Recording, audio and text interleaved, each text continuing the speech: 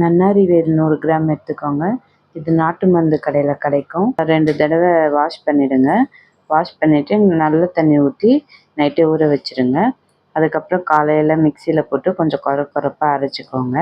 100 gram நன்னாரி வேருக்கு 1,5 litre தண்ணி வச்சுக்கோங்க. 1,5 லிட்டர் தண்ணி 1 லிட்டர் ஆகிற வரையும் நல்லா கொதிக்க விடுங்க. கொதித்த பிறகு வடிகட்டி இல்லைன்னா துணி வச்சு நல்லா வடிகட்டிக்கோங்க. இயற்கை நாட்டு சர்க்கரை தான் எடுத்திருக்கேன் நான். 1 லிட்டர் தண்ணிக்கு 1 கிலோ சர்க்கரை எடுத்திருக்கேன்.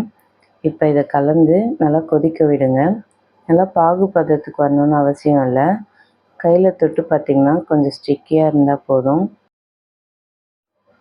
ஒரு எலுமிச்சை பழத்தை பிழிஞ்சு விட்டுடுங்க. அப்போ தான் கெட்டு போகாமல் இருக்கும்.